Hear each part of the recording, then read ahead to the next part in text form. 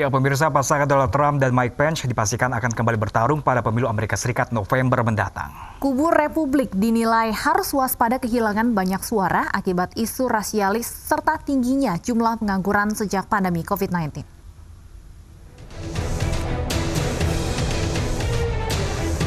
Di tengah-tengah pandemi COVID-19 dan kerusuhan rasialis, Konvensi Nasional untuk menetapkan Capres dan Cawapres pada pemilu Amerika Serikat tetap berlangsung. Kubu Partai Demokrat telah resmi mencalonkan Joe Biden dan Kamala Harris sebagai Capres dan Cawapres. Sementara kubu Republik mencalonkan petahana Donald Trump dan Mike Pence untuk pemilu November mendatang. Presiden Donald Trump dijadwalkan akan memberikan pidato pada Kamis malam. Isu utama kabarnya seputar pandemi COVID-19. Partai Republik saat ini sedang berjuang untuk mempertahankan suara mayoritas di DPR. Namun pidato Trump diramalkan tidak akan potensial menambah suara swing voters atau massa mengambang jika nada pidatonya tidak berubah. And I mean, it's a hard thing to do in general for any politician to like moderate their position enough to like reach these potentially uncertain voters, but still shore up the base. And that's just not been Trump's strategy in general when he tries to go after folks. He might make claims, oh, you should be voting for me because, but it's more of a, well, what have you got to lose than an actual meeting people where they are. Beberapa negara bagian yang menjadi kantong Partai Demokrat adalah Arizona, Colorado, Florida, Michigan, Nevada, North Carolina, Pennsylvania, dan Wisconsin. Iowa adalah pertaruhan bagi kedua partai dengan jumlah pendukung hampir sama besarnya. Sedangkan Georgia, Ohio, dan Texas adalah rumah bagi para pendukung setia Partai Republik.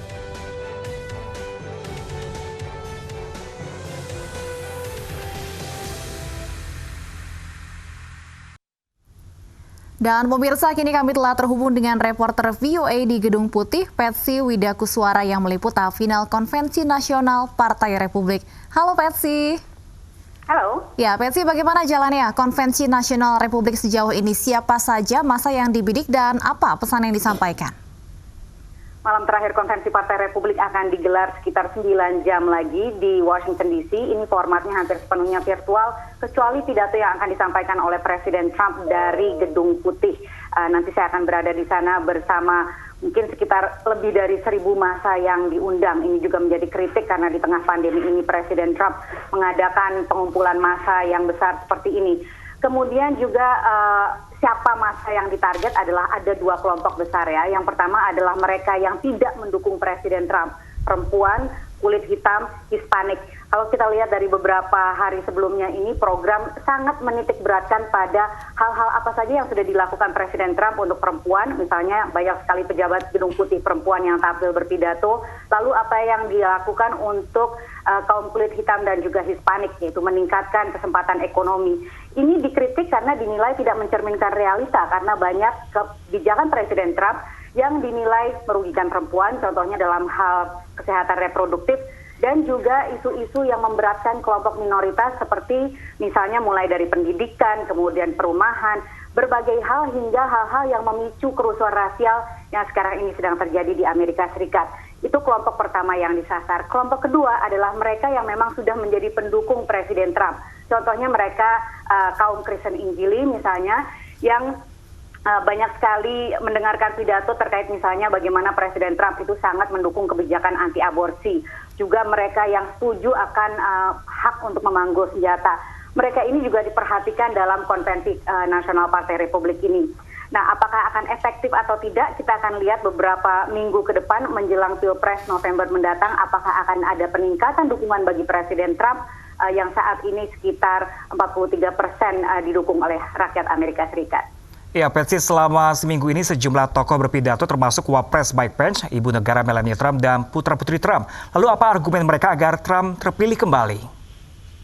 Kemarin saya menyaksikan pidato Wakil Presiden Mike Pence ini dari Fort McHenry. Ini adalah lokasi bersejarah tempat bangsa Amerika dulu melawan penjajah Inggris di awal abad 19. Dan jadi sangat patriotis, sangat nasionalis, dan pesan yang disampaikan Mike Pence adalah law and order, hukum dan ketertiban.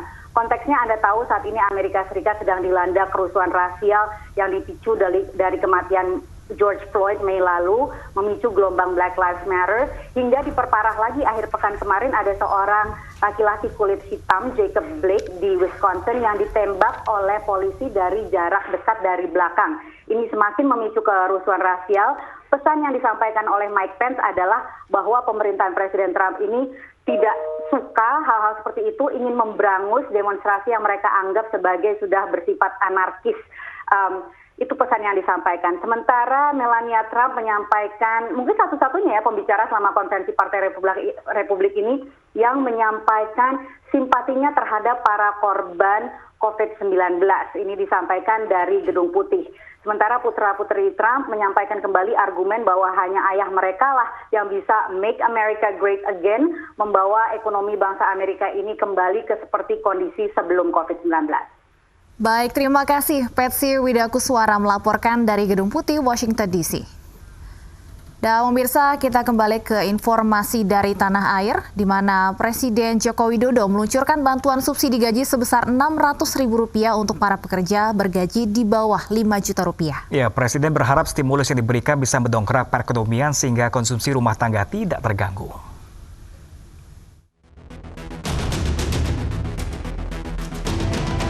Presiden Joko Widodo Kamis kemarin meluncurkan bantuan subsidi gaji untuk para pekerja. Sebanyak 2,5 juta pekerja akan menerima subsidi tahap pertama sebesar 1,2 juta yang disalurkan melalui rekening masing-masing. Mekanisme penyaluran bantuan sebesar Rp600.000 per bulan selama 4 bulan. Subsidi akan dibayar setiap 2 bulan sekali. Presiden berharap bantuan dapat meningkatkan kebutuhan rumah tangga mengingat akibat pandemi COVID-19, seluruh sektor terganggu termasuk kebutuhan masyarakat. Ini yang kita luncurkan hari ini 2,5 juta dan kita harapkan nanti di bulan September selesai 15,7 juta kerja. Semuanya diberikan. Pekerja honorer ada, termasuk guru honorer ini, ada guru honorer juga, ada petugas pemadam kebakaran honorer, ada juga karyawan hotel, ada tenaga medis, perawat, ada. Menteri Ketenagakerjaan Ida Fauziah menyampaikan, bantuan langsung tunai Rp600.000 akan diperluas. Tidak hanya bagi karyawan swasta, namun juga untuk guru honorer di Kemendikbud dan Kementerian Agama, serta pegawai pemerintah. Akhirnya kita perluas dari 13 sekian juta menjadi 15,7 juta. Itu adalah mengakomodasi, sekali lagi, pegawai pemerintah non-PNS. Ada guru honorer, ada pegawai pemerintah yang ada di kementerian lembaga, ada di pemerintah daerah. Sepanjang mereka sebagai peserta BPJS Ketenagakerjaan, maka mereka memiliki hak untuk mendapatkan program bantuan subsidi gaji dan upah ini. Awalnya, program bantuan subsidi upah bagi pekerja dengan gaji di bawah Rp5 juta hanya diperuntukkan untuk karyawan. Jumlahnya ditargetkan bagi 13,8 juta pekerja swasta yang terdaftar di BPJS Ketenagakerjaan atau BP Jamsostek. Kemudian, penerima diperluas menjadi 15,7 juta. Tambahan penerima bantuan subsidi upah diperoleh dari para pegawai pemerintah non-PNS yang tidak menerima gaji ke-13 dan memiliki upah di bawah Rp5 juta. Dari Jakarta, Tim Liputan iNews melaporkan. Sementara itu, pemirsa, Komisi 9 DPR RI mengkritisi program subsidi gaji atau upah bagi pekerja bergaji di bawah Rp5 juta. Program hanya menyentuh pekerja formal, belum pekerja informal yang juga terdampak pandemi corona.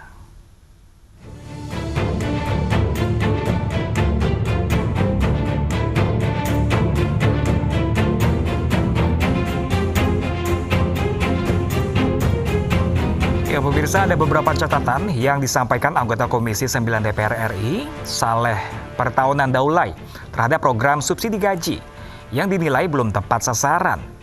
Pertama, soal kriteria calon penerima yang harus peserta BPJS Ketenagakerjaan. Kedua, program hanya bagi pekerja formal, sedangkan pekerja informal tidak termasuk di dalamnya. Padahal menurut data Badan Pusat Statistik, ada 70,49 juta pekerja informal di Indonesia yang juga terdampak pandemi COVID-19. Hanya menyentuh para pekerja yang terdaftar secara formal di BP Jamsostek. Padahal pekerja kita itu sebetulnya banyak juga yang tidak terdaftar di BP Jamsostek. Kalau menurut data BPS tadi, seperti yang saya sampaikan di rapat tadi, tahun 2019 kemarin per Agustus, itu yang pekerja informal bisa mencapai 70 juta orang. Ini kan besar sekali. Sementara ini kan target sasarannya 15,7 juta yang ada di di datanya BP Jam Sostek itu. Dan itu rata-rata gajinya yang 5 juta ke bawah gitu. Nah, sementara data yang kita peroleh di lapangan ini ketika kita reses, ketemu masyarakat dan seterusnya, banyak sekali warga negara kita tuh yang gajinya itu malah tidak sampai 2 juta. Rata-rata tidak sampai 2 juta. Kita ke informasi jelang Pilkada serentak, dukungan bagi Bobi Nasution dan Aulia Rahman untuk bertarung di Pilkada Medan 2020 kembali bertambah. DPD Partai Hanura Sumatera Utara tegaskan dukungan kepada mantu Presiden Joko Widodo bersifat final.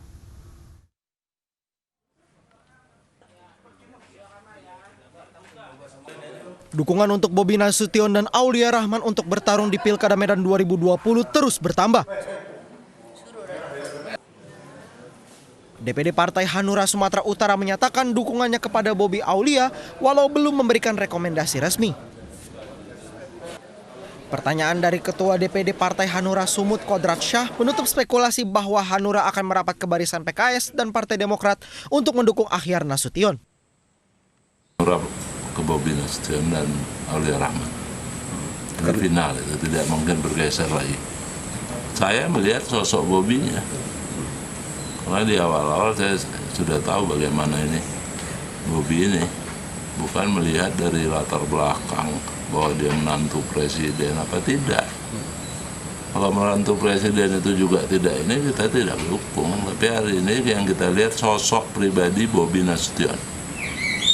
Saya tahu bagaimana orangnya, sehingga kita sampaikan ke DPP bahwa kita mau satu ini aja dukungan. Surat rekomendasi resmi dari DPP Partai Hanura rencananya akan turun pada pekan ini. Di DPRD Medan, Hanura memiliki 2 kursi sehingga dukungan kepada Bobi Aulia menambah kekuatan politik untuk bertarung di Pilkada Medan 2020. Dari Medan, Sumatera Utara, Said Ilham, iNews melaporkan. Sementara itu, pemirsa, para bakal calon wali kota Surakarta bersaing ketat untuk mengumpulkan suara jelang Pilkada mendatang. Ya, Gibran teguh memperkuat diri dengan sekolah kepartaian, sementara pasangan Baju terus berkonsolidasi dengan para pendukungnya.